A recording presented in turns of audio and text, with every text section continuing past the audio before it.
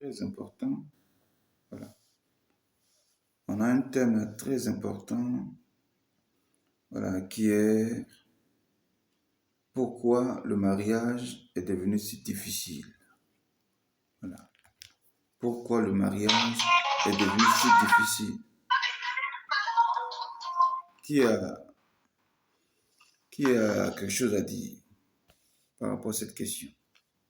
Pourquoi le mariage est devenu si difficile? Qui a quelque chose à dire?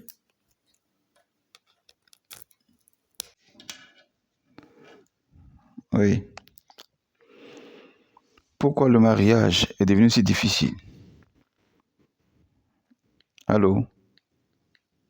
Oui, allô? Je vous écoute, hein? Pourquoi le mariage est devenu si difficile?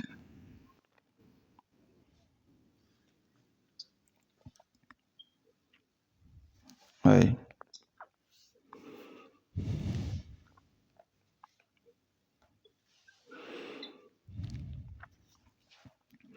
Oui. Pourquoi le mariage est devenu si difficile?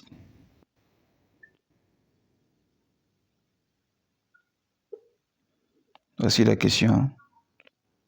Parce que toi-même, vous voulez vous marier, vous tous qui êtes là, vous voulez vous marier.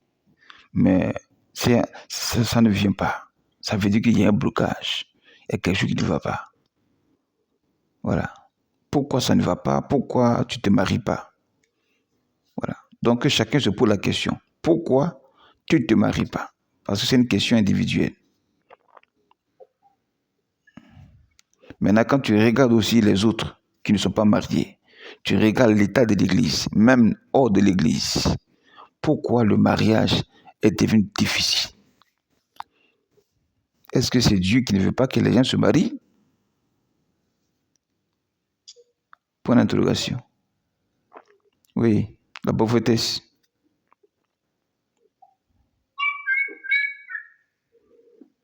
La prophétesse. Oui.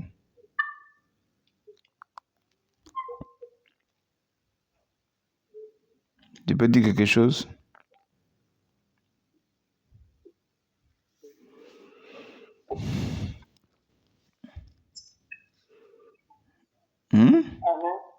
Oui, on t'écoute. Oui, Hein. allô, on t'entend, hein? On t'écoute. Hein. Moi, je pense que c'est pas Dieu qui ne peut pas faire son mari.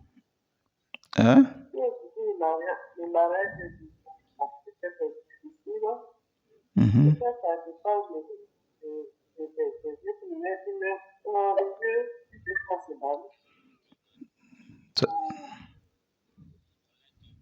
Ça dépend de qui? Ça dépend de nous-mêmes, de Dieu qui met, mais ça dépend pas de Dieu. Peut-être ça dépend de, je ne sais pas si c'est notre comportement caractère, je ne sais pas.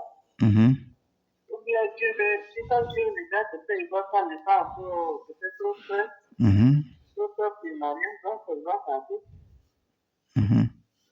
Comme tout à l'heure, la présence du Seigneur, on va faire passer parce que des mariages, c'est pas quelque chose, on essaie du tout, on dit chose, c'est très remplacement.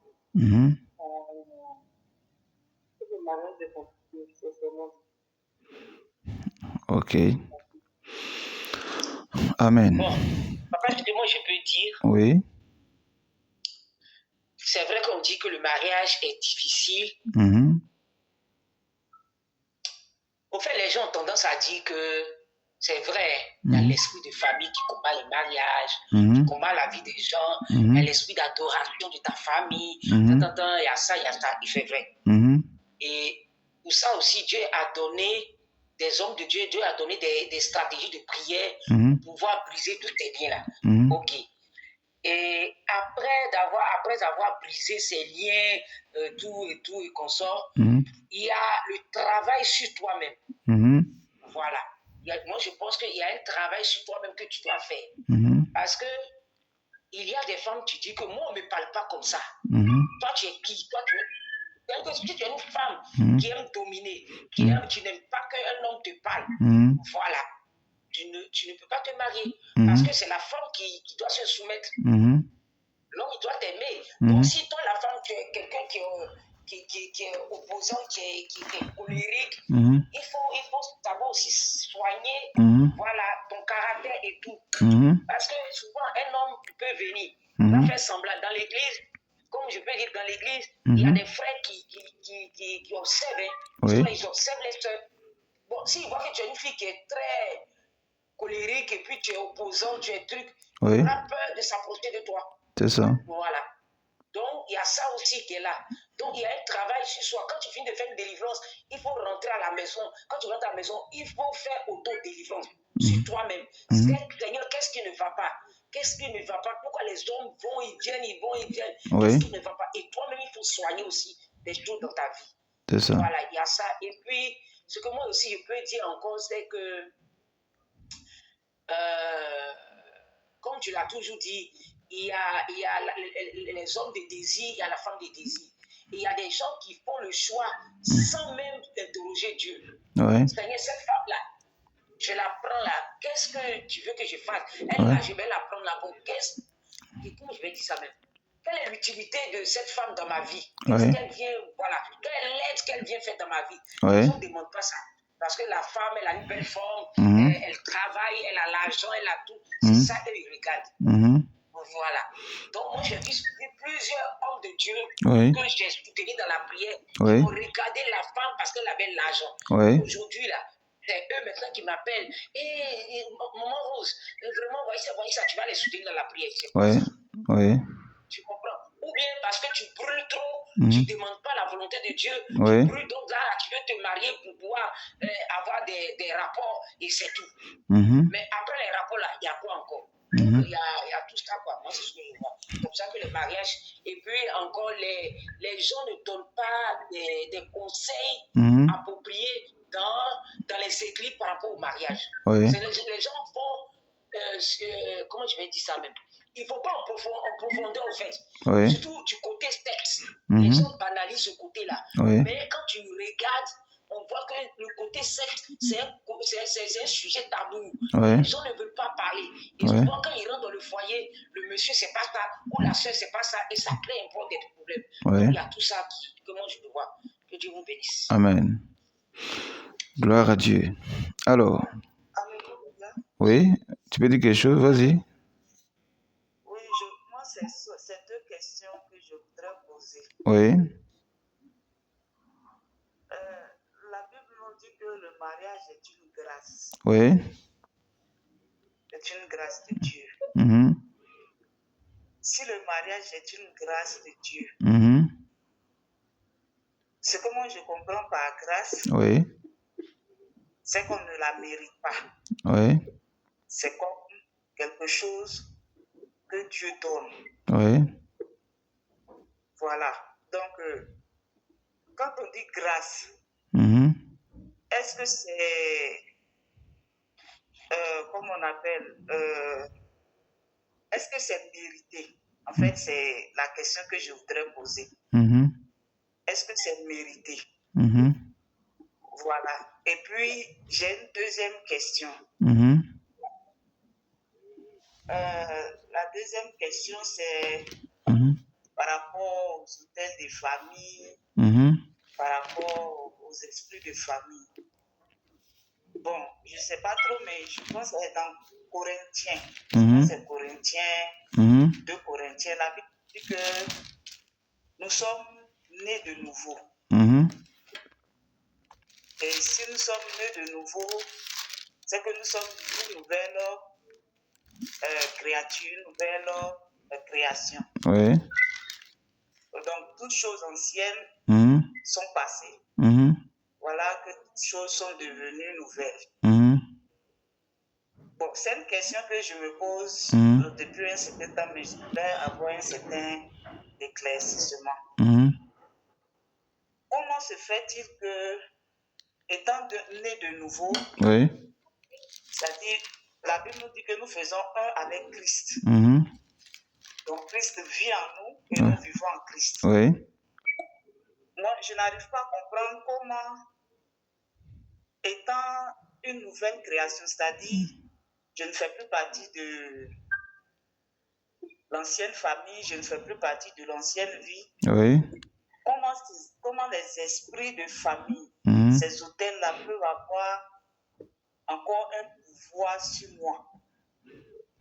Ok. Étant une nouvelle créature. Amen. Voilà, c'est-à-dire désormais je fais un avec Christ. Donc si ces hôtels-là arrivent à avoir un pouvoir sur ma vie, ou bien arrivent à avoir un pouvoir sur moi, c'est qu'ils ont un pouvoir sur Christ.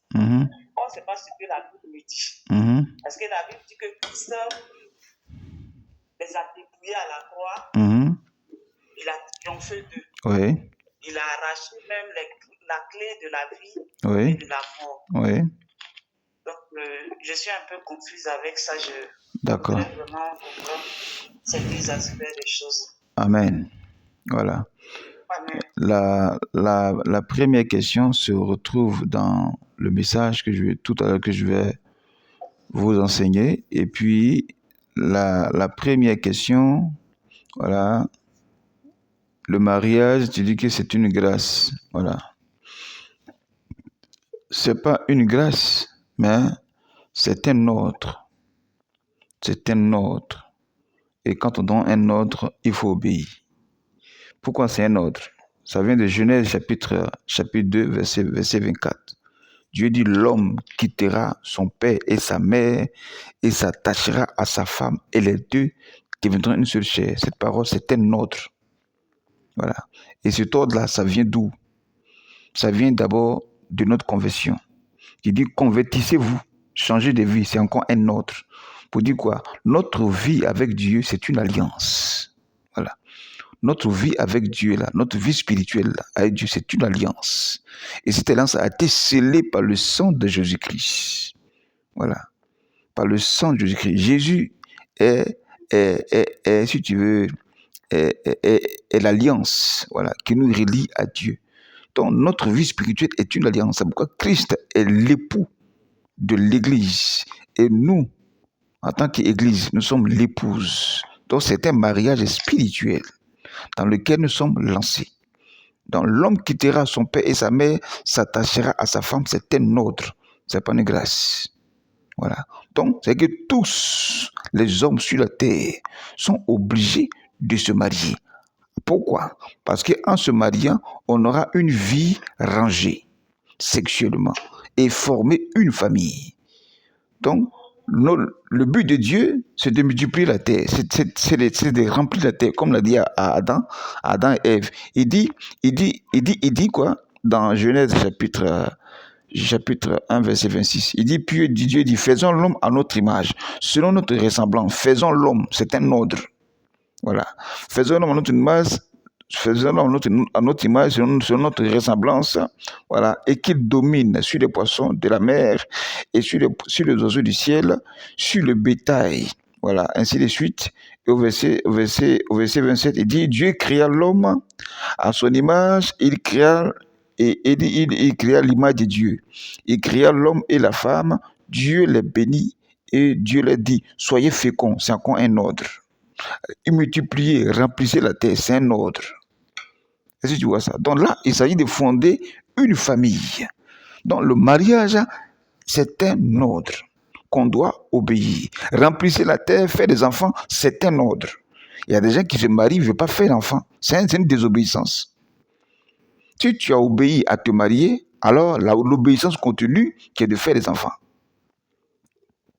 Donc le mariage, c'est un ordre divin. Tout le monde doit se marier. Celui qui refuse de se marier, il a désobéi à Dieu. Voilà. Ça veut dire qu'il désobéit, devient rebelle et lui veut vivre une vie de désordre. Voilà. De solitude et de désordre. Parce que même si tu es solitaire dans ta maison, là, il y en a qui se masturbent, il y en a qui couchent avec des chiens, qui couchent avec des animaux, mais ils ne sont pas mariés avec des humains, mais ils sont mariés avec des esprits, ils sont mariés avec des animaux. Est-ce que tu vois ça? Donc voilà, pour un peu la petite introduction que je voudrais faire. Alors, deuxième introduction. Cette question-là, elle vient de l'histoire d'une jeune fille qui a rendu un témoignage. Elle s'appelle Grace, elle est sur TikTok. Voilà.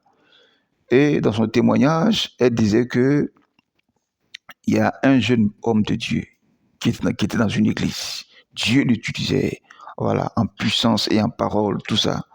Et son leader avec qui il travaillait a décidé de l'envoyer, voilà, en Europe, voilà, en France, pour ouvrir une annexe là-bas de l'église. Alors, toutes les jeunes filles de l'église, quand elles ont entendu que le jeune pasteur va partir en France, alors automatiquement, elles ont commencé à l'envahir. L'envahir, le séduire, voilà, pour se présenter en tant que fiancée, et puis il va épouser, et puis comme ça, elles aussi, elles vont partir en France.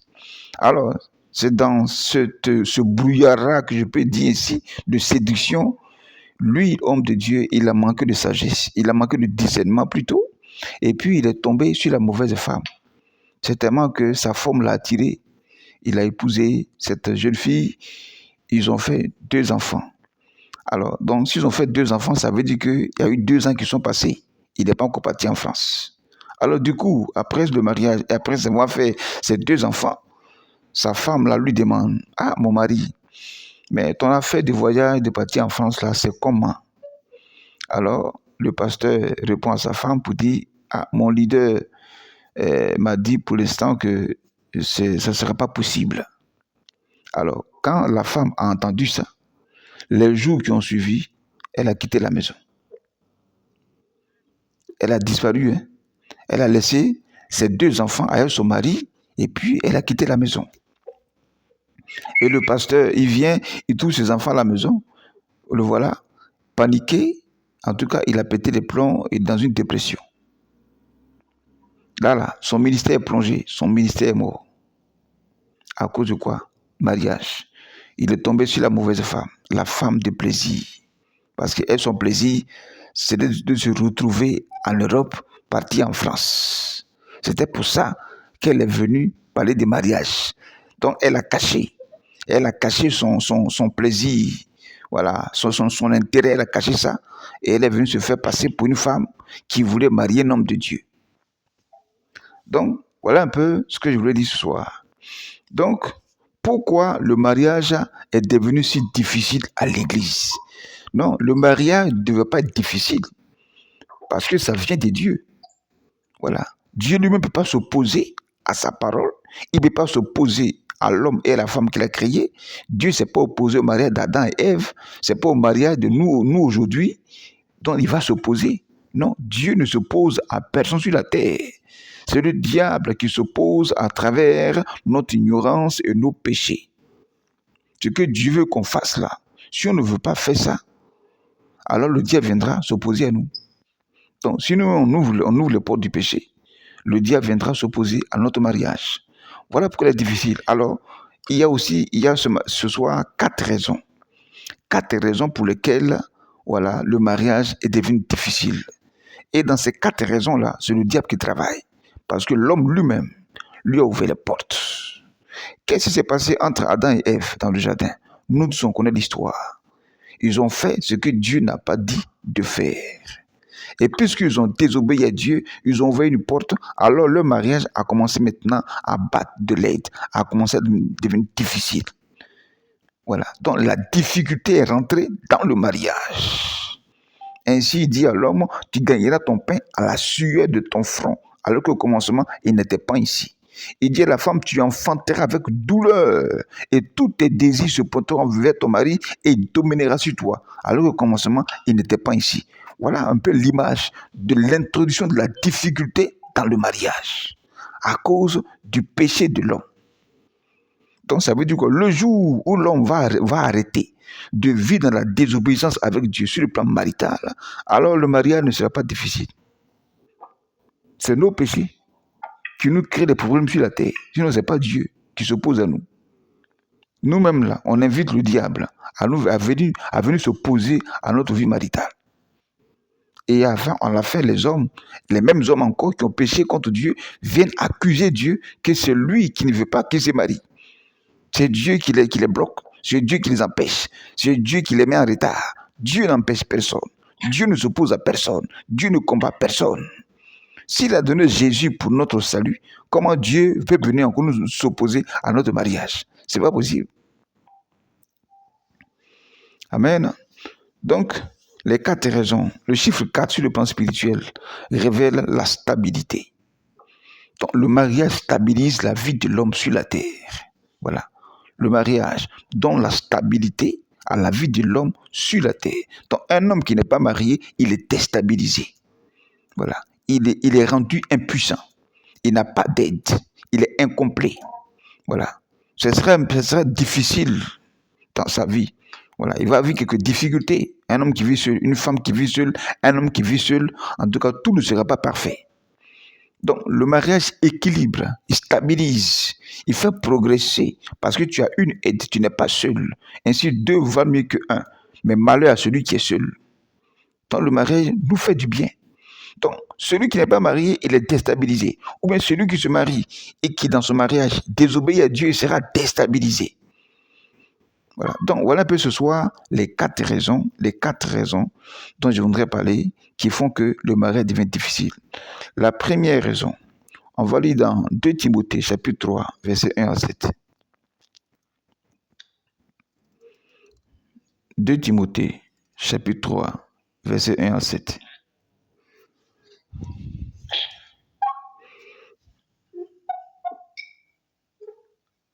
Ouais. Vas-y, il faut lire ça. 2 Timothée chapitre 3, verset 1 à 7. Il y a un problème avec mon portable. Si quelqu'un peut lire le temps que je cherche. Ok, Valérie, il faut lire ça. Je cherche aussi. Ok.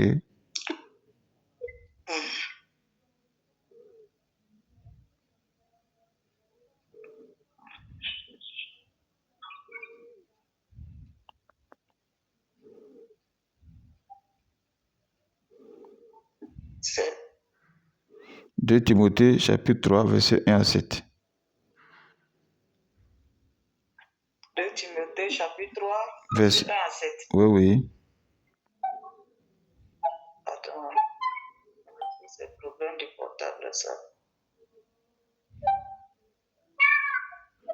Je ne peux pas aller là-bas tomber là.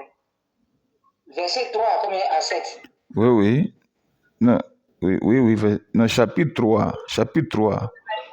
Chapitre 3, verset 1 à 7. Oui, c'est ça. Ok. Je lis la parole de Dieu. La prochaine apostasie.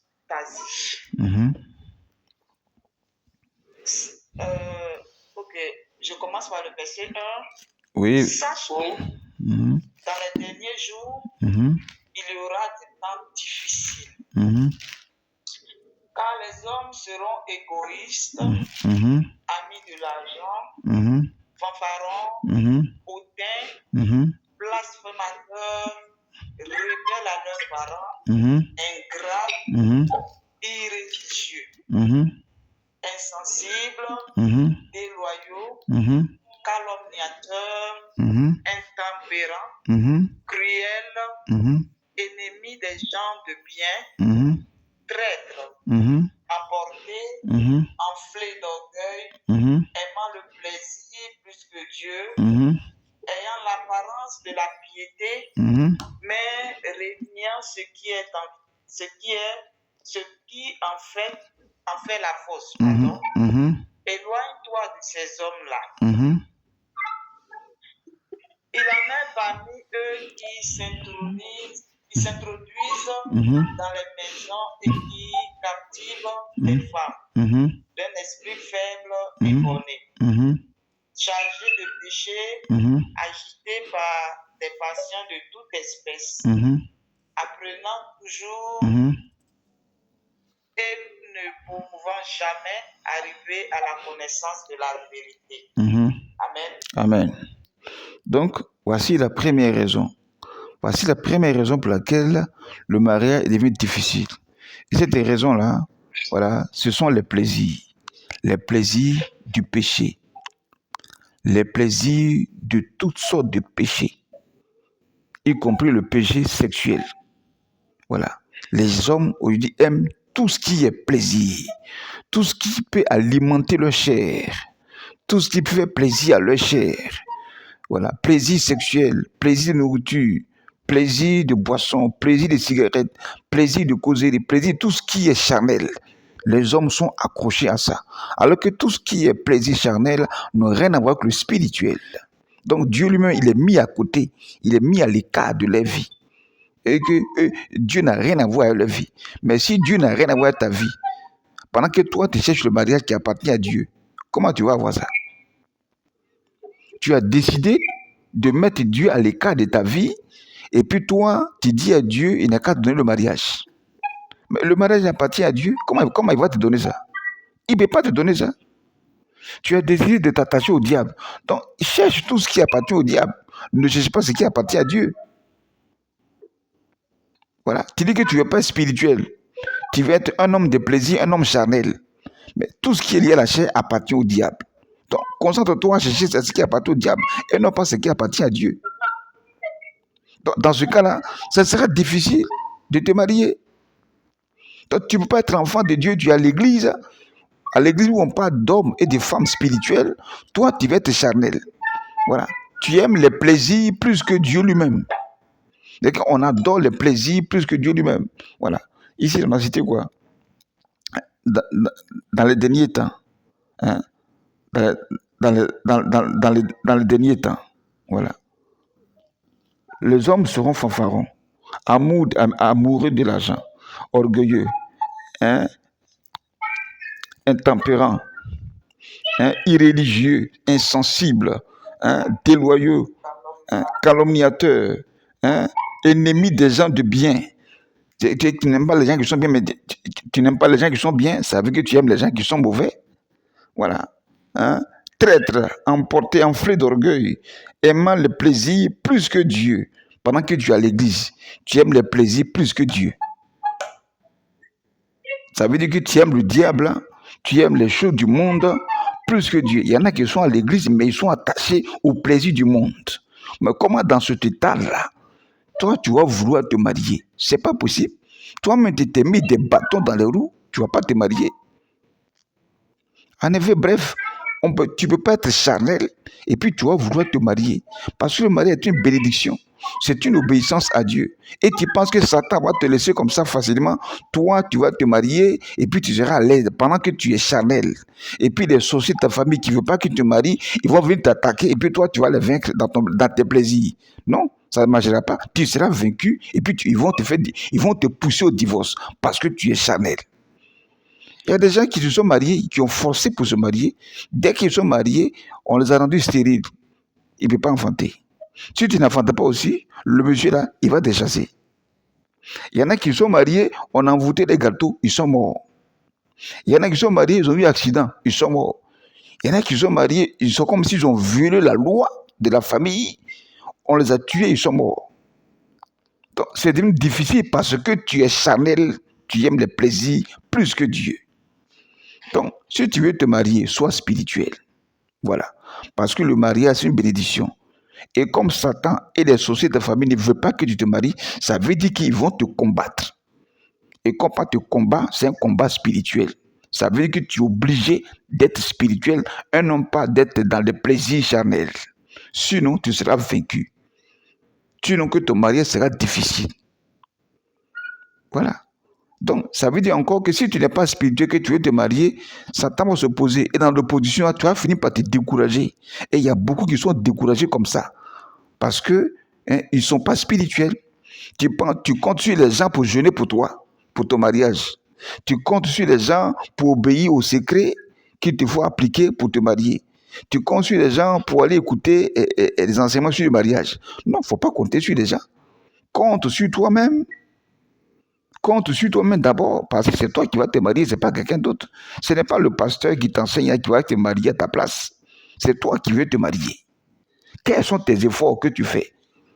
Quels sont tes efforts spirituels que tu fais? Tu ne jeûnes pas, tu ne fais pas ton mariage, tu ne mets pas de prières de combat spirituel, tu ne fais rien, mais tu veux te marier. Pendant que les gens s'opposent à ton mariage, toi, tu veux te marier facilement comme ça. Non, non, ça ne sera pas facile. Si on s'oppose à toi, ça veut dire qu'il y a un combat qui est mené contre toi. Lève-toi, commence à prier. Moi, je n'ai jamais vu quelqu'un qui a des problèmes et puis il dort la nuit paisiblement jusqu'à matin. Moi, je n'ai pas encore vu ça.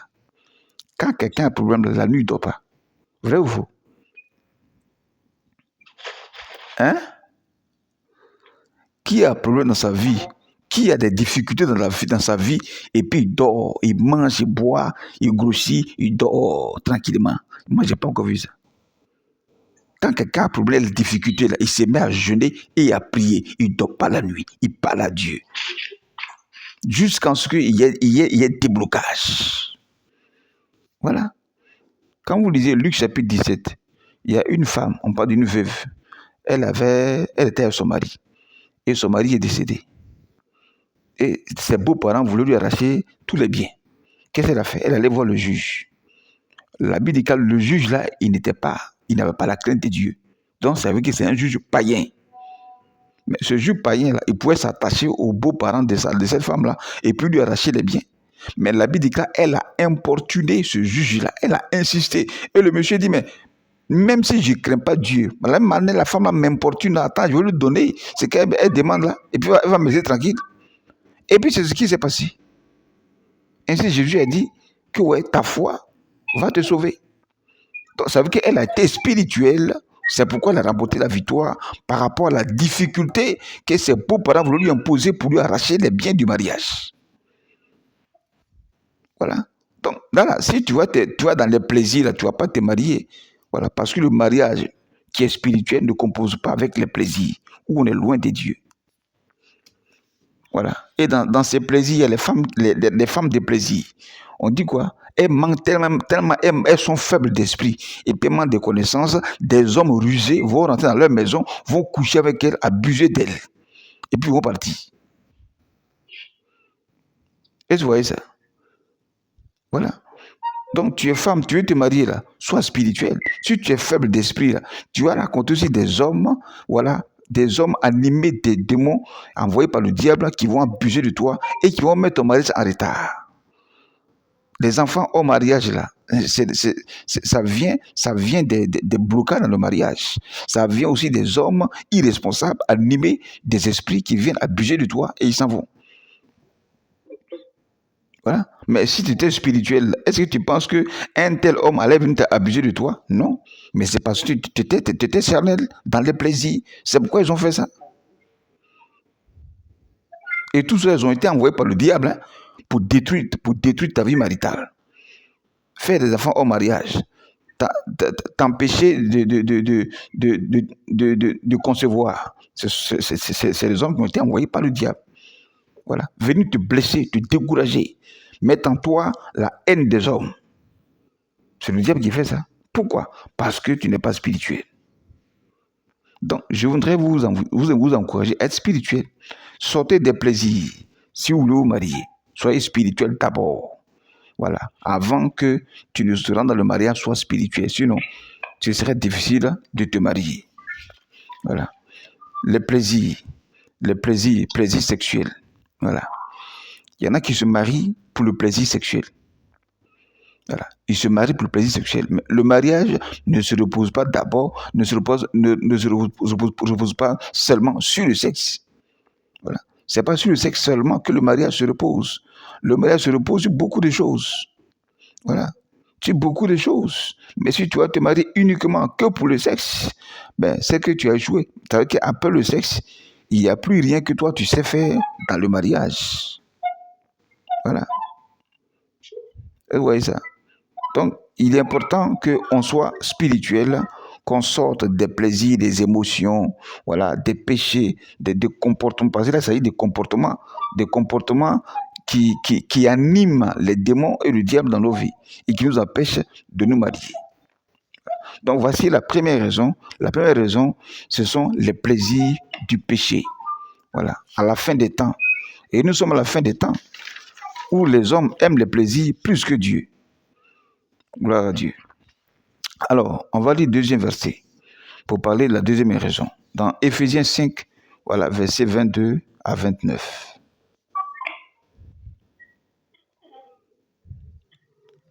Éphésiens 5, versets 22 à 29.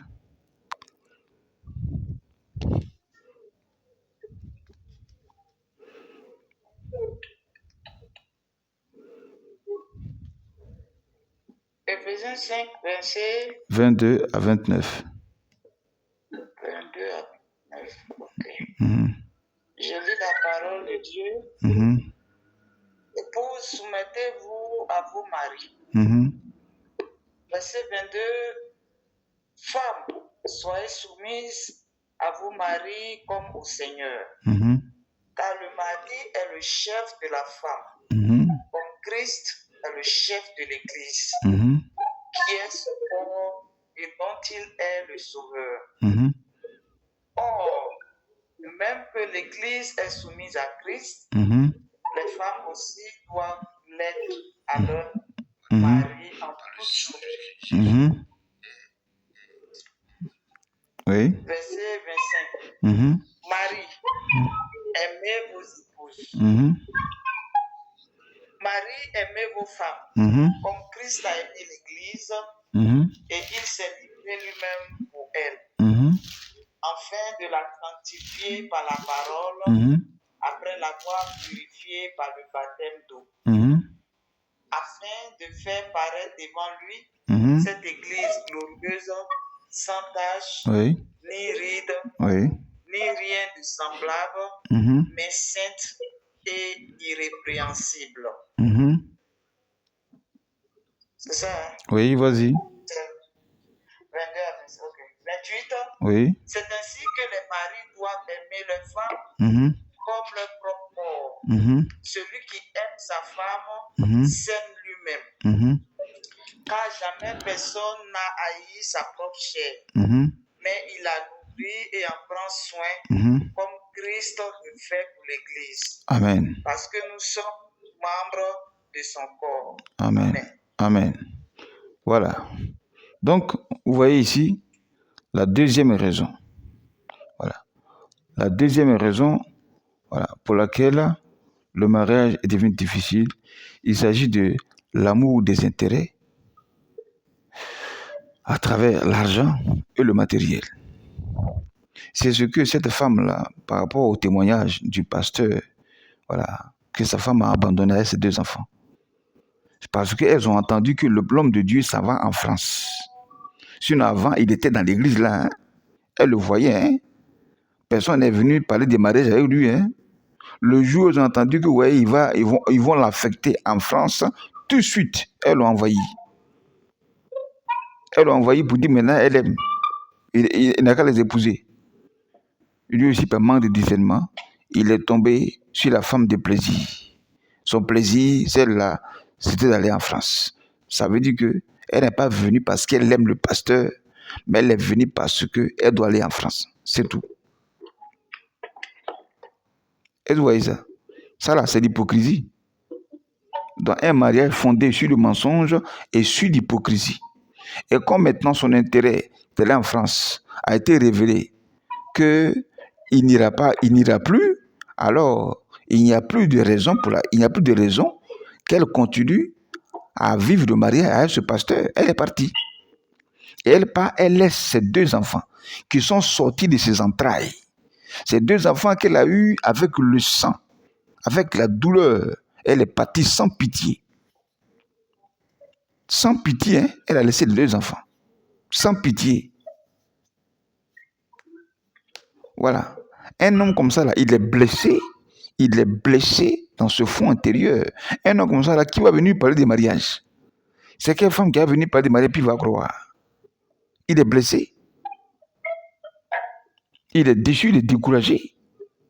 Là, s'il n'est pas solide là, dans la foi, là, il peut perdre son ministère et il ne va plus servir Dieu. Et vous voyez ça? C'est une mort spirituelle, mort maritale, mort ministérielle qu'il arrive. Donc, en effet, il est dans une mort spirituelle complète. Donc, l'amour des intérêts, l'amour de l'argent, du matériel, là, peut rendre compliqué et difficile un mariage. Alors que quand on lit Éphésiens 5, verset 22 à 23, verset 22 à 24, Dieu dit à la femme, femme, soumets-toi à ton mari, respecte-le, obéis. Est-ce que là, Dieu a parlé d'intérêt? Il a parlé d'argent à la femme? Non, non, non. Il dit, soumets-toi, respecte ton mari, obéis à ton mari. Il n'a pas dit, ouais, cherche l'argent à lui. cherche un intérêt à lui. Mais toi, tu veux te marier et tu places l'argent devant. Tu places tes intérêts devant. Mais c'est que toi-même, tu te bats la route.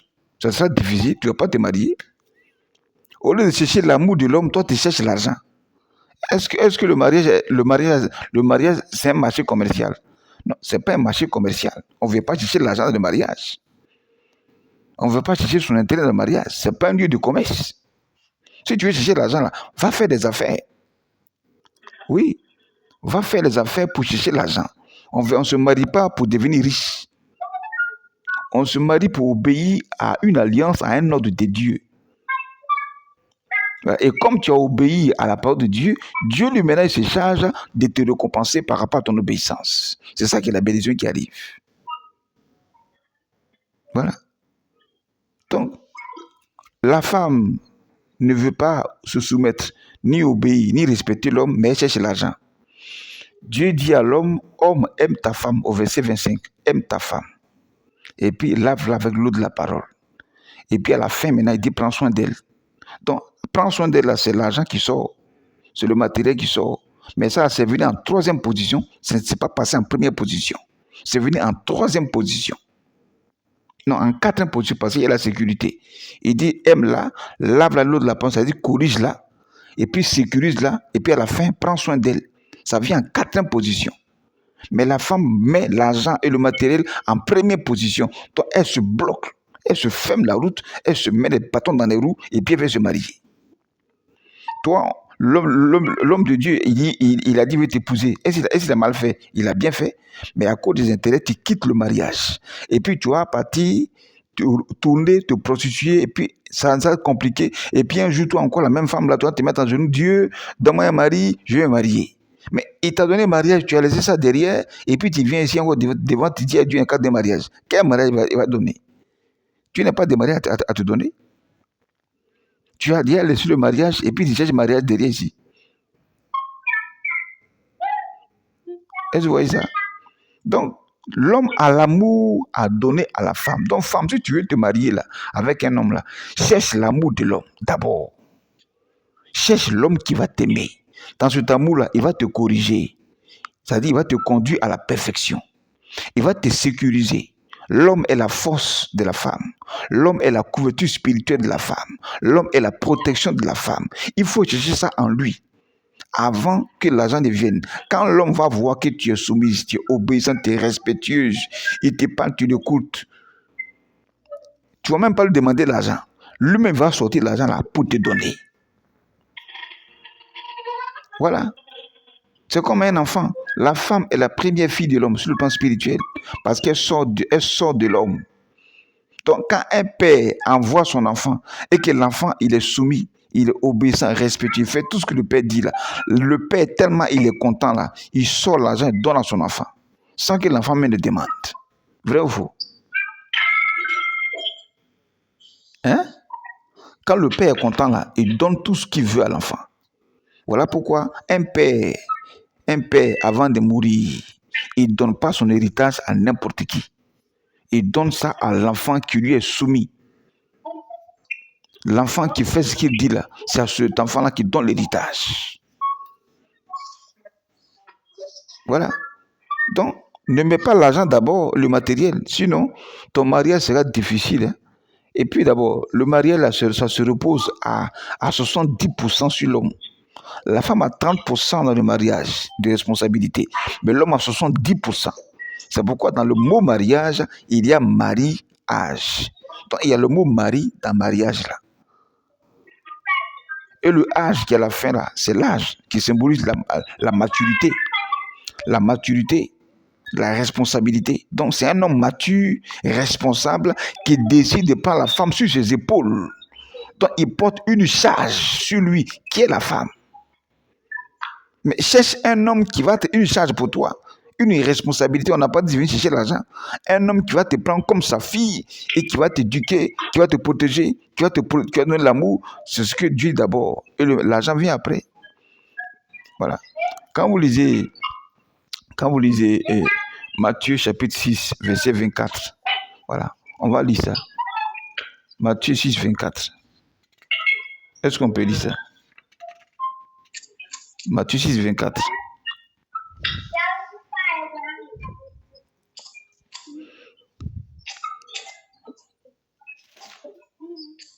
On va lire Matthieu 6, 24.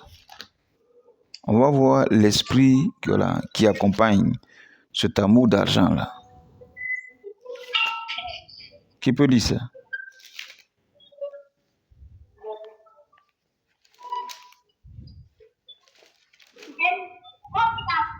Qui peut lire Matthieu 6, 24?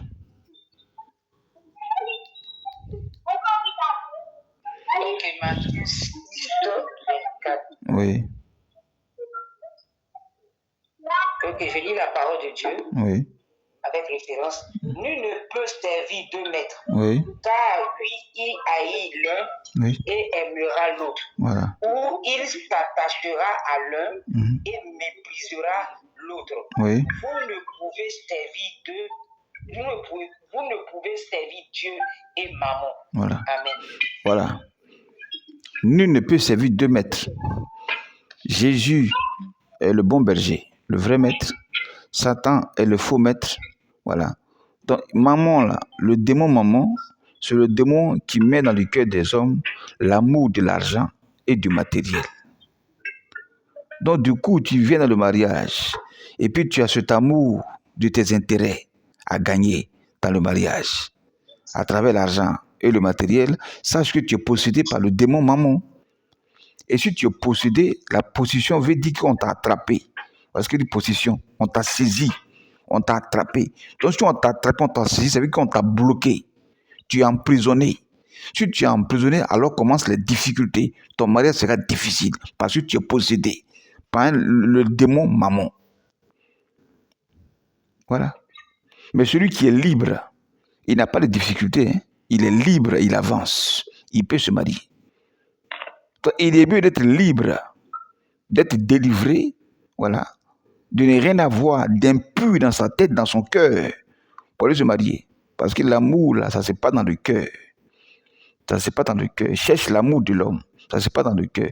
Du coup, tu aimes l'argent, tu es posé par l'esprit Mammon. C'est que ton amour, ce n'est pas dans ta tête et non pas dans ton cœur. Dès que tu fais des calculs, c'est ça dans ta tête, tu fais des calculs, c'est que tu as gagné. On ne se marie pas pour venir gagner quelque chose avec quelqu'un. On se marie pour rendre heureux. Tu te maries pour rendre heureux ton mari se marie à toi pour te rendre heureuse. C'est pourquoi on se marie pour se rendre heureux, mais on ne se marie pas pour gagner quelque chose. Si tu te maries pour gagner quelque chose, ça veut dire quoi? Tu es un hypocrite. Tu es venu comme un voleur. Et que toi, tu es là pour recevoir et tu ne donnes pas, hein, tu reçois seulement. Mais si le constat que toi, tu es venu pour gagner seulement, là, il va sentir ça. Et s'il a senti ça, il va te poser la question. C'est là où maintenant ce qui est caché en toi va sortir. Et puis maintenant, le divorce va arriver. Parce que tu n'es pas venu pour le mariage, mais tu es venu pour tes intérêts. Est-ce que vous voyez ça? Voilà pourquoi cette femme-là a fui le pasteur. Parce que la vérité va sortir. Est-ce que vous voyez ça? La vérité va sortir. C'est pourquoi elle a fui. Elle a fui. Nul ne peut servir deux maîtres. Tu peux servir Mammon, qui est le démon, le diable, et servir le Seigneur. Tu ne peux pas vouloir aimer le mariage en même temps aimer l'argent.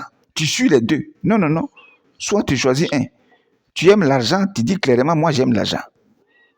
Je me marie pour l'argent. Tu aimes le mariage, tu dis clairement, moi je t'aime. Je vais me marier à toi. Il faut être clair. Tu vas vouloir les deux en même temps. Ce n'est pas possible. Amen. Voilà. Troisième raison. On va voir la troisième raison. On va lire Actes chapitre 2, versets 37 à 38. Actes chapitre 2, 37 à 38.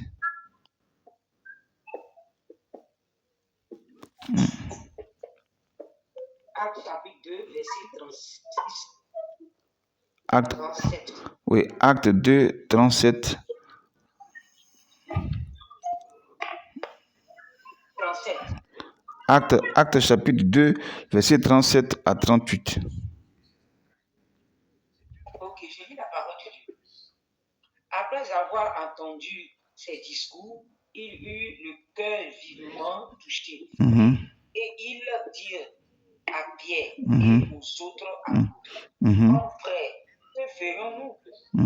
Pierre leur dit, répentez-vous, que chacun de vous soit baptisé au nom de Jésus-Christ pour le pardon de vos péchés. Et vous recevrez le don du Saint-Esprit. Amen. Non, c'est bon, c'est bon. Donc, voici la troisième raison. Voilà. Les cœurs inconvertis qui fait de toi un païen à l'église. Comme ceux aussi qui sont hors de l'église sont des païens. Donc, il y a des païens qui sont hors de l'église et puis il y a aussi des païens à l'église. C'est leur corps qui est à l'église, mais leur cœur et puis leur esprit sont au dehors. Tout ça, ce sont des païens. Et tous ceux-là, ils veulent se marier. Voilà. Donc, du coup, tu dis que, parce que là, ça s'est passé, la première croisade où Pierre a prêché, et 3000 personnes se sont converties. C'est là, le jour de la Pentecôte. 3000 personnes ont donné vers Jésus-Christ. Après que Pierre finit de prêcher, ils disent à Pierre, mais Pierre, après tout ce qu'on a entendu là, c'est tellement fort. Vraiment, qu'est-ce qu'on peut faire? Voilà. Parce qu'on voit nos vies là, on voit la difficulté, on voit vraiment que ça ne va pas. Ce que tu as dit là, c'est bien. Pierre, qu'est-ce que nous pouvons faire? Pierre dit, voilà, repentez-vous de vos péchés. Que chacun de vous soit baptisé au nom de Jésus-Christ. Donc, si tu es venu à l'église là, c'est que tu as décidé de te repentir de tes péchés. Voilà. Tu quittes le monde parce que ça ne va pas. Tu as fait le bilan de ta marche avec les plaisirs de ce monde-là. Tu as vu que ça ne t'arrange pas, il y a trop de complications. Tu vas venir au Seigneur pour qu'il te délivre. Tu as bien fait. C'est une bonne décision. Et cette foi-là, tu dois la garder. Alors quand on vient à l'église, on se repent. La repentance veut dire renoncer. Renoncer à sa vie passée. Renoncer à sa mauvaise vie. C'est ça la repentance. Donc si tu viens à l'église et que tu n'as pas encore renoncé à ta vie passée, là, c'est que ton mariage sera difficile. Hein? Oui, ça sera compliqué. Ça sera compliqué. Voilà. Ça sera compliqué. Si tu n'as pas encore renoncé à ta vie passée, ça sera compliqué. Donc, si tu n'as pas renoncé, c'est que tu vas mentir pendant que tu es à l'église. Tu mens que tu es converti. Alors que dans le fond, tu n'es même pas converti. Mais tu veux te marier. C'est difficile. Si tu n'es pas converti, là, c'est que tu vas tomber dans la facilité. Hein. Tu vas tomber dans l'adultère. Tu vas tomber dans l'infidélité. Voilà. Et puis, finalement, tu vas divorcer. Parce que toi-même, tu vas introduire la difficulté dans ton mariage. Donc, la conversion, on doit la voir avant d'aller se marier. Il faut que ton cœur la change. Tant que ton cœur n'a pas changé pour le Seigneur, l'amour de Dieu ne va pas être en toi. Donc, tu auras l'amour du monde. C'est ce qu'on a vu tout à l'heure. L'amour des intérêts, c'est l'amour du monde. Tu vas avoir ça en toi pendant que tu veux te marier. Donc, ton amour pour ton conjoint ne sera pas parfait parce que tu n'es pas encore converti. Ton cœur n'est pas encore changé. Tu n'aimes pas le Seigneur. Pour se marier, il faut d'abord aimer le Seigneur. Il faut être fidèle à Dieu dans tout ce qu'il te dit, dans sa parole. Donc, si tu aimes le Seigneur, c'est que tu as aimé ton conjoint qui est en face, en esprit et en vérité. Si tu es fidèle à Dieu, dans la parole, dans tes offrandes, dans tout ce que tu fais, tu seras aussi fidèle à ton conjoint qui est en face. Mais si tu n'aimes pas le Seigneur, tu ne vas pas aimer ton conjoint. Si tu n'es pas fidèle à Dieu, tu ne vas pas non plus être fidèle à ton conjoint qui est là. Donc, ton mariage, là, ça sera difficile. Les divorces qu'on voit aujourd'hui, là, pour cause d'infidélité, de comportement, de la dureté du cœur, c'est ça qui envoie les divorces. Parce que les gens ne sont pas convertis, ils ne sont pas délivrés, ils ne sont pas délivrés. Les liens de famille, les péchés anciens, les suivent et ils sont à l'église. Mais avec tout ça là, tout ce bagage spirituel là, qui constitue des blocages, des difficultés, ils veulent se marier dans cette affaire. Ça ne tient pas. Ça ne tient pas. Voilà. Il faut aussi renoncer à ses tes ex-relations. Ton ex-femme, ton ex-copain, ton ex-copine. Oui, il faut renoncer à tout cela. Mais il y en a qui sont encore attachés aux ex-relations, aux anciennes relations, pendant qu'ils sont dedans, ils veulent se marier. Dès qu'on dit, on dit son pied est sur caillou. Hein? Ton pied est sur caillou. Quel caillou? C'est pas sur caillou, hein? Ton pied est sur du sable. Voilà. Ton pied est sur du sable. Ce n'est pas sur le caillou parce que le caillou est solide. Mais ton pied est sur du sable. Non, tu n'as pas encore quitté. Et puis tu veux avancer. Mais tant que tu ne quittes pas, tu es lié. Tu es lié par derrière et puis tu veux avancer. Depuis qu'un homme est lié par derrière et puis il avance devant. Moi, je n'ai pas encore vu ça. Dieu a dit à Abraham, dans Genèse 12, il dit quitte ta patrie, quitte ta famille, quitte ton pays. Moi, Dieu, voilà ce que je vais faire à toi. Tu seras père d'une multitude. La Bible dit qu'Abraham partit comme l'Éternel lui avait dit. C'est quand il est parti là qu'il a fondé aujourd'hui les 12 tribus d'Israël à partir d'Isaac. S'il n'était pas parti, il n'avait pas quitté. Ce que Dieu a dit n'allait pas arriver. Mais tu as encore des ex et puis tu te maries. Il y en a même pendant le jour J même du mariage. Son ex l'appelle, il couche avec elle d'abord. D'après eux, son coup de revoir avant d'aller se marier. Vous voyez les choses comme ça. Hein?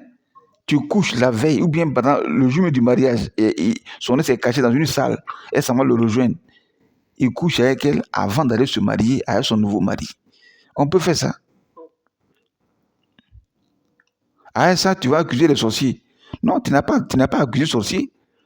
Toi-même, tu as invité le diable qui n'a qu'à venir mettre des bâtons dans les roues de ta vie pour compliquer ton mariage.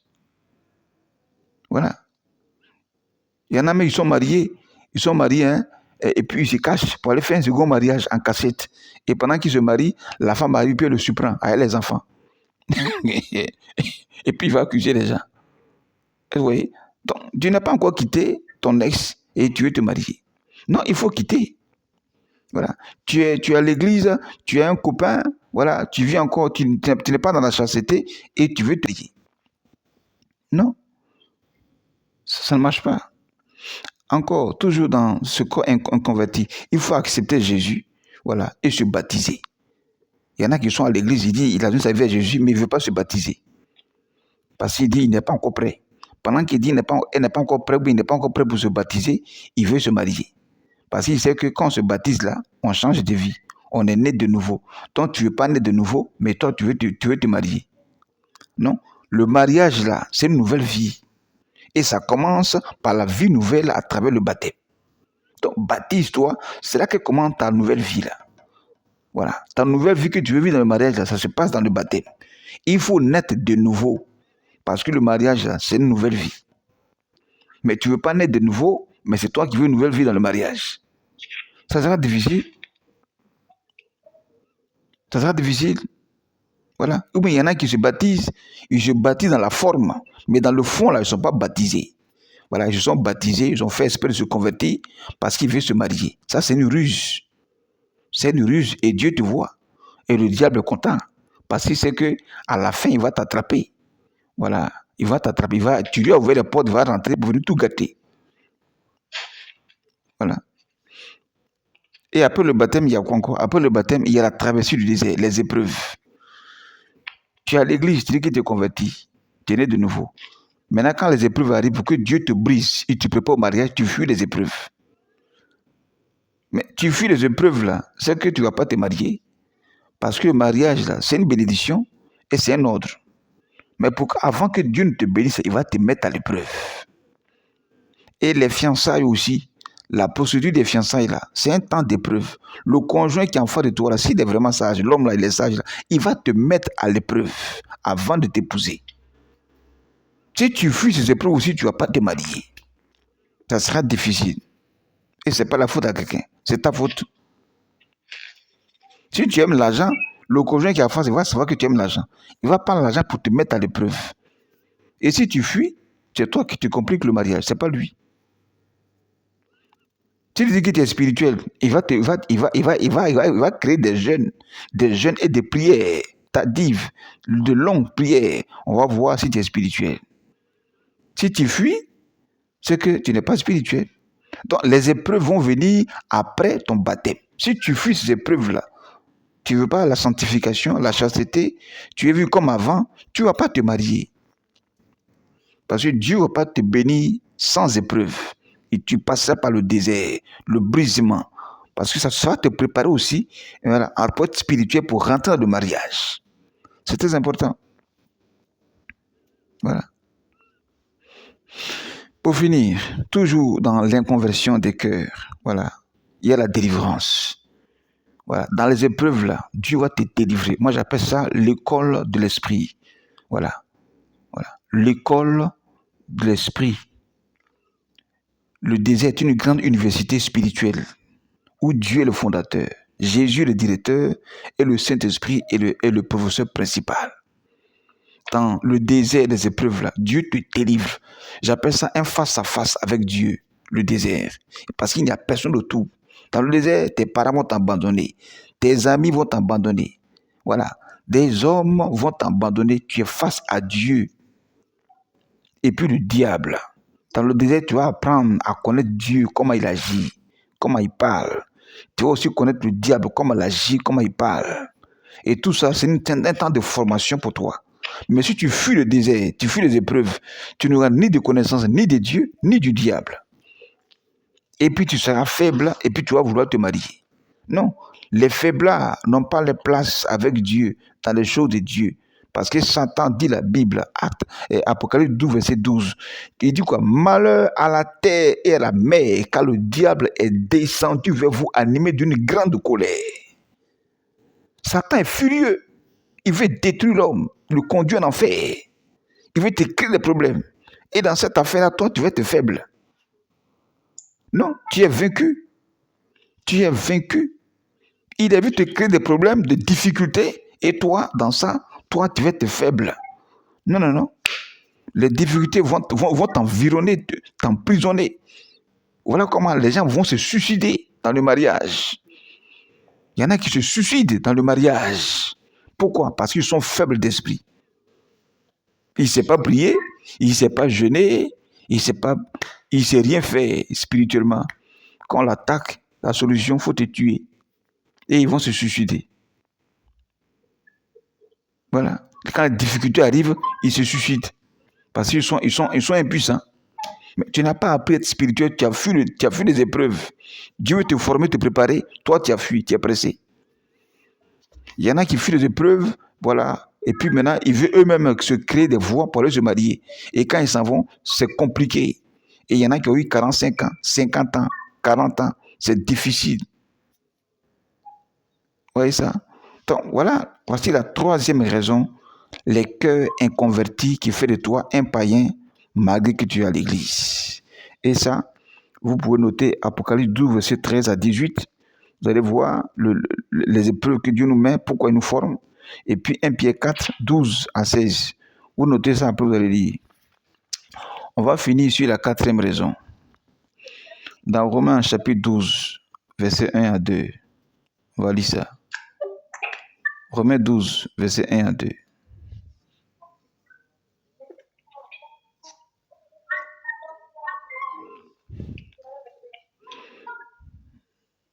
Romains 12, verset 1 à 2.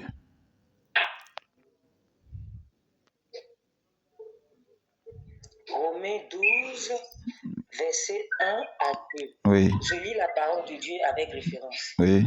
Je vous exhorte donc, frères, par les compassions de Dieu, à offrir vos corps comme un sacrifice vivant, saint, agréable à Dieu, ce qui sera de votre part un culte raisonnable. Ne vous conformez pas au siècle présent, mais soyez transformés par le renouvellement de l'intelligence, afin que vous discerniez quelle est la volonté de Dieu, ce qui est bon, agréable et parfait. Amen. Amen. Voilà. Ne vous conformez pas au siècle présent. Nous sommes dans le temps de la fin. C'est ça, ce siècle présent-là. On ne doit pas se conformer. Ce message-là est adressé aux enfants de Dieu. Tu es un enfant de Dieu, tu fais partie du royaume de Dieu. Voilà. Tu es mis à part. Quand on se convertit spirituellement, Dieu nous hérite de notre famille biologique. Voilà. Parce que le sang de Jésus-Christ, qui est l'alliance, nous sépare du sang de ton père et de ta mère. C'est pourquoi un vrai converti dans une famille où il y a des sorciers, quand les sorciers cherchent les enfants à détruire dans la famille, là, toi, on ne te voit pas. Ils te cherchent, ils ne te voient pas. Parce que le Seigneur, par son sang, t'a retiré de cette famille-là. Mais si tu vis dans les plaisirs, là, ils vont te voir, ils vont t'attaquer et puis ils vont te détruire. Voilà. Donc ici, là, voilà, on parle de quoi? Les mauvais choix qui créent les blessures. La quatrième raison. Quelle est la volonté de Dieu? Il y en a 3 types de la volonté de Dieu. La volonté de Dieu, c'est qui est bon. Tu veux te marier, c'est bon. Mais est-ce que c'est parfait? Point d'interrogation. Si ce n'est pas parfait, les difficultés vont venir. Tu veux te marier, voilà, c'est agréable. Mais est-ce que c'est parfait? Si ce n'est pas parfait, les difficultés vont venir. Tu veux te marier, rentre dans le parfait. La perfection. Là, il n'y a pas de difficulté. Hein. C'est que tu as fait un bon choix. Ça veut dire que le mauvais choix va te conduire à des difficultés maritales. Le mauvais choix. Et comment le mauvais choix arrive? Comme il dit toujours, qu'il y a 2 types de conjoints. Il y a le conjoint de plaisir et puis il y a le conjoint qu'il te faut. Voilà. Le conjoint de plaisir. Le roi Assuérus, il a choisi la reine Vashti par le plaisir de sa beauté. La Bible dit qu'elle était belle de figure. Selon Esther chapitre 1, verset 10 à 22. Vous lisez ça après. Vashti était belle de figure. Donc ça veut dire que c'était une femme de plaisir. Sa beauté plaisait au roi Assuérus. Maintenant, quand l'heure de travailler, de faire le ministère, de travailler dans le palais est arrivée, on appelle la reine Vashti, viens maintenant, on va faire le travail pour lequel tu es reine là. Elle dit qu'elle ne vient pas. Bon, là, tu joues quel rôle dans le palais là? Tu es là pourquoi? C'est concours des Miss tu es venu faire parce que tu es belle ou bien quoi? Non, il n'y a pas concours de beauté dans le palais. En son temps là, il n'y a pas concours de beauté. Voilà. On dit viens, on va faire le travail pour lequel tu es reine là. Toi, tu dis que tu ne viens pas. Bon, là, tu fais quoi maintenant auprès de moi? Voilà. Tu fais quoi auprès du roi Assuérus? Donc tu es inutile. Tu n'es pas la femme qui lui fallait. Elle n'était pas la femme qu'il fallait à Assuérus. Maintenant, Assuérus ouvre son esprit. Dieu ouvre ses yeux. Il voit que la beauté de la reine Vashti, voilà, le plaît. Mais quand il s'agit du travail, non, ce n'est pas celle-là qu'il lui faut. Donc, qu'est-ce qu'il décide? Il convoque tous ses conseillers et puis il pose l'affaire sur la table. On lui donne des conseils. Tu dois la remplacer. Voilà comment il a remplacé Vashti. Maintenant, qu'est-ce qu'il fait? Il organise un concours de beauté. Il invite toutes les femmes de Suse. Elles viennent, parmi lesquelles il se trouve Esther. Et il discerne, il fait son choix. Il trouve que Esther est la femme qu'il lui faut pour son palais. Donc maintenant, il comprend qu'il lui faut la femme qu'il lui faut, et non pas la femme de plaisir. Voilà. Ce n'est pas une affaire de belle femme qu'on cherche, une femme qui a des rondeurs. On cherche la femme qu'il faut. Pourquoi? Parce qu'il y a une vision. Un vrai homme sage qui veut se marier, qui a une destinée prophétique à accomplir sa vie, là, il cherche une femme, la femme qu'il lui faut. Parce qu'il y a une vision, il y a un poste qu'elle doit occuper, elle va travailler avec lui. C'est dans ce cadre-là que Dieu a dit que la femme est une aide pour l'homme. Parce qu'il y a un travail à faire. Et un travail, ça se fait à un poste. Le poste, là, c'est une vision. Donc, il faut la personne qu'il faut. Non, on ne cherche pas la beauté pour travailler. On cherche celle-là qui a des idées, qui est sage, qui craint Dieu, qui est soumise, qui est respectueuse, qui peut obéir aux ordres. C'est celle-là qu'on cherche. Donc, là, le mauvais choix va créer des conséquences. Alors, qu'est-ce qui va se passer? Il y a la séduction du conjoint de plaisir. Le conjoint de plaisir est rempli de séduction. Voilà, de séduction, de mensonges et de ruses. En effet, le conjoint de plaisir est possédé par un esprit, l'esprit du serpent. C'est le serpent qui allait séduire Ève. Quand Dieu a demandé à Ève, elle dit que le serpent m'a séduite et j'ai mangé le fruit. Voilà. Il m'a amené quoi? Dans les plaisirs. Il m'a fait découvrir le plaisir du fruit. C'est à cause du plaisir qu'Ève allait manger ça. Vous voyez ça? Donc le conjoint de plaisir, il est rempli de séduction. On ne peut pas l'épouser. Parce que si toi-même tu as été séduit et puis tu l'as épousé, ça veut dire que comme l'esprit est dans la personne, le jour où tu n'es pas là, elle va séduire quelqu'un d'autre et puis elle va coucher avec la personne. Donc, elle tombe rapidement dans l'infidélité à cause de l'esprit de la séduction. Voilà. Troisième encore élément, l'infidélité. Le conjoint de plaisir, il va tomber facilement dans l'infidélité, dans le mensonge, dans la tromperie, et qui va aboutir au divorce. Pour dire quoi? Le plaisir, là, c'est pour un instant. Voilà. Tous les plaisirs, là, ça se passe dans un instant. Donc, un mariage instantané, si tu tombes sur un conjoint de plaisir, sache que ton mariage, là, ce n'est pas pour longtemps, c'est pour un instant. Un matin, ça va s'arrêter. Le jour où le plaisir, là, s'arrête, ce mariage, ça s'arrête. Parce que tu as fait le mauvais choix, tomber sur un conjoint de plaisir. Donc, on n'épouse pas un conjoint de plaisir. On épouse le conjoint qu'il te faut parce que tu as une destinée à accomplir.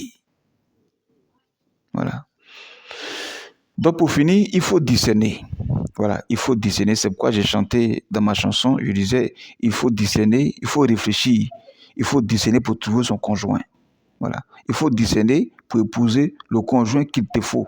C'est le conjoint qu'il te faut là, qui sera parfait avec toi. Voilà. Qui sera parfait, agréable aux yeux de Dieu. Ce conjoint parfait là, lui, il n'y a pas de difficulté avec lui. Il n'y a pas de problème. Parce que si, à toute fois que le diable veut vous mélanger l'esprit, le conjoint qu'il te faut finit toujours par te comprendre. Et puis les choses deviennent calmes, rentrent en ordre. Mais quand tu tombes sur le conjoint de plaisir et qu'il a ses idées, la personne a ses idées, toi aussi tu as des idées. Donc vous êtes dans deux visions. Dans le même mariage, il y a deux visions. Alors que deux visions, dans une vision, est égale à division. Voilà pourquoi ce pasteur-là, sa femme l'a quitté. Parce qu'elle avait sa vision. Sa vision, c'est de se retrouver en France. Et que si elle arrivait en France, elle allait divorcer. Elle allait créer des disputes et puis elle allait quitter le pasteur. Voilà, c'était son plan. Alors que lui pensait qu'il avait une bonne femme qu'il a épousée pour la vie. Voilà, donc les deux là, avaient leur vision. Lui partait en France pour faire le ministère à sa femme. Elle, dans son esprit, si elle arrive, elle le quitte. Vous voyez ça? Donc, le conjoint de plaisir, on ne s'entend jamais avec lui. Voilà, il n'y a pas d'entente. Toutes ces idées sont concentrées sur le plaisir. Voilà. Donc, finalement, pour finir, voici les 4 raisons, voilà, pour lesquelles le mariage est devenu difficile. Voilà, je reprends la première raison, voilà, qui crée la difficulté dans le mariage. Voilà, ce sont les plaisirs du péché. Voilà. Les plaisirs du péché. Deuxième raison, voilà, l'amour des intérêts, l'argent, le matériel. Troisième raison, le cœur inconverti, donc qui fait de toi un païen, une païenne. Et la 4e raison, le mauvais choix. Le mauvais choix. Alors, pour finir, qu'est-ce que vous avez à dire? Si quelqu'un a une question, je vous écoute. Qui a quelque chose à dire? Puis qui a une question à poser?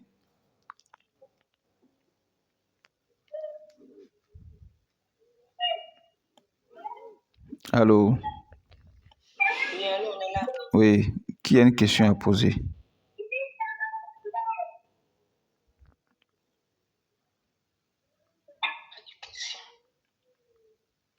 On n'a pas de questions. Il n'y a pas de questions. Ok. Amen. Voilà. D'accord. S'il n'y a pas de questions, voilà, j'espère que vous avez saisi, voilà, que chacun vraiment rentre en lui-même, voilà, et puis commence à se poser des questions, à se remettre en cause. Pourquoi ça ne marche pas? Voilà. Chacun de vous ici a connu des relations passées. Il faut faire un bilan. Pourquoi ça n'a pas marché avec tel? Pourquoi ça n'a pas marché avec tel? Et puis tu t'assois. Mais le plus souvent, on accuse les autres. Voilà, c'est lui qui a fait ceci, celui qui a fait cela. Mais la relation, ça se vit à deux. C'est pas sens unique. Voilà. C'est à double sens. Voilà. Tu donnes des coups, lui aussi te donne des coups. Tu parles, lui aussi parle. Tu agis, lui aussi il agit. Comment tu agis? Comment te comporter? Il faut corriger ton passé pour que ton futur ne soit pas entaché de difficultés. Mais si tu n'as pas corrigé le passé, les mêmes erreurs du passé vont te rattraper dans le futur pour encore te barrer la route. Voilà où les difficultés ne finissent pas. Parce qu'on ne veut pas se corriger. Accepter la correction. Le mariage, c'est une vie de correction. Une vie à deux où on s'aiguise tous les jours. Et on atteint la perfection. Voilà pourquoi Dieu dit que l'amour est le lien de la perfection. C'est le centre de la perfection, le mariage. Ce que ton père, ta mère, t'ont pas enseigné, t'ont pas dit. Ils ont commencé l'éducation, voilà, mais n'ont pas terminé. La vie en famille, c'est une vie de commencement. Mais c'est pas où on achève notre vie. Notre vie s'achève dans le mariage. Donc quand tu arrives là-bas, c'est le terminus. Donc, accepte là-bas que Dieu parfait ce qu'il a fait à toi. Amen. Ok, on va prier. On va prier. Tu vas prier pour recommander ta vie entre les mains du Seigneur. Voilà. Qu'il te révèle tout ce qui est opposition, blocage dans ta vie. Et à la fin de la prière, soit aujourd'hui ou bien demain, si quelqu'un reçoit des songes, tu as des messages, tu ne comprends pas des choses, appelez-moi, demandez-moi par l'Esprit de Dieu, il va révéler des choses parce que la délivrance commence aussi par la révélation. Voilà. Si tu ne le sais pas, ce dont tu souffres par révélation, tu vas continuer à souffrir. Ce qui bloque ta vie là, si tu ne sais pas ça, tu vas continuer à souffrir. Parce que si tu es malade, que tu vas à l'hôpital et que tu ne dis pas où tu as mal, on ne saura pas te soigner. Si on ne voit pas la maladie, on peut te soigner. C'est pourquoi ceux qui sont malades, qui ont des maladies d'envoûtement liées à la sorcellerie, là, quand ils vont à l'hôpital, on met les appareils là, on ne voit pas. Vrai ou faux? Voilà. Donc, tant qu'on n'a pas le docteur n'a pas diagnostiqué ton mal, là, il ne peut pas te prescrire même ordonnance, tu ne peux pas avoir ça. Et puis, tu vas continuer à souffrir parce qu'on ne voit pas, on ne sait pas de quoi tu souffres.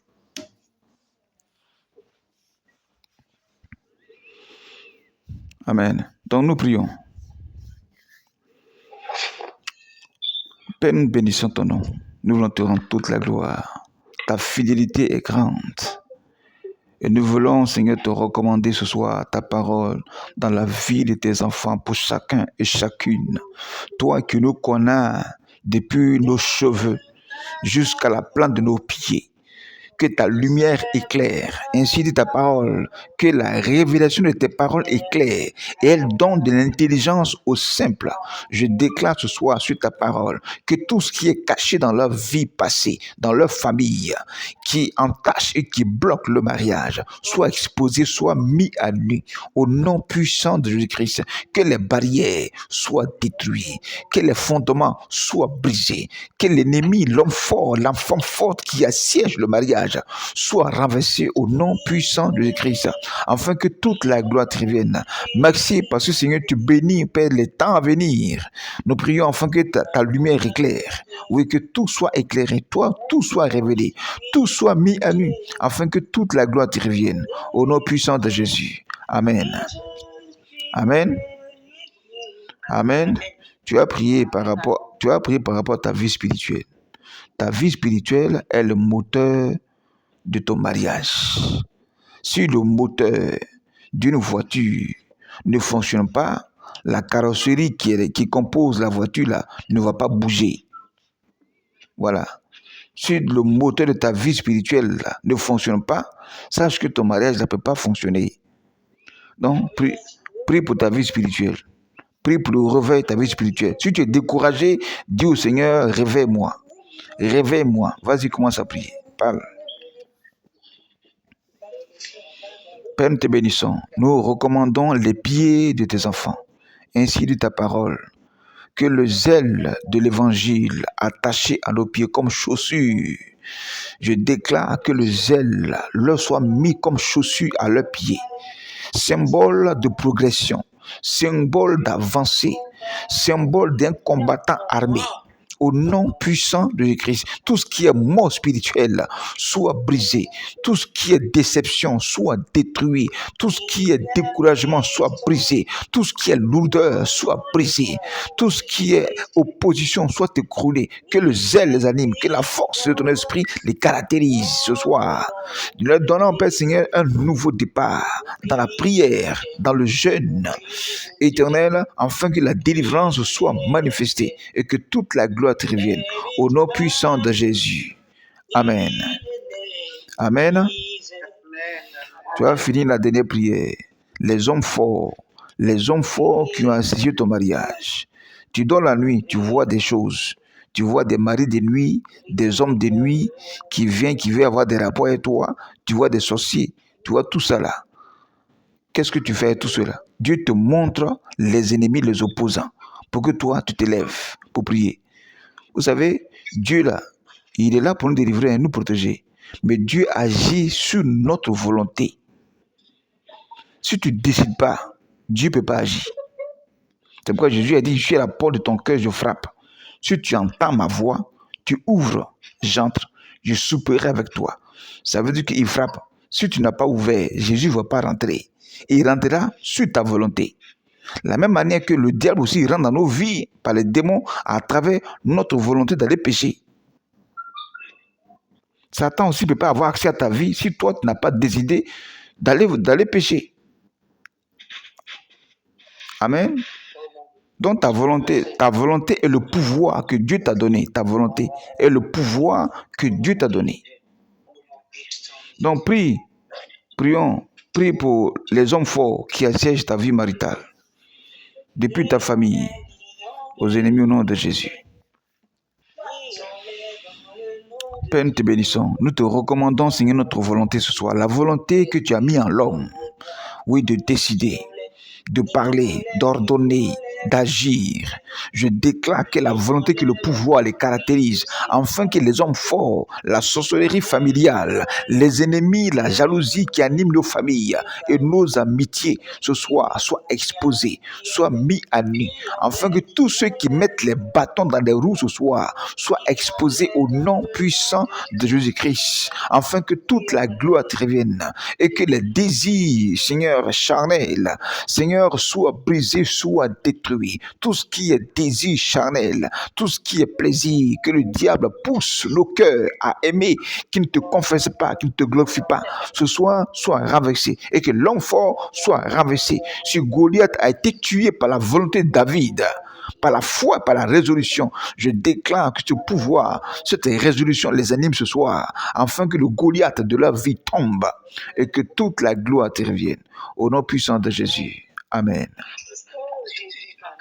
Amen. Gloire à Dieu. Voilà. On va prier pour remercier le Seigneur et puis je vais mettre fin au moment.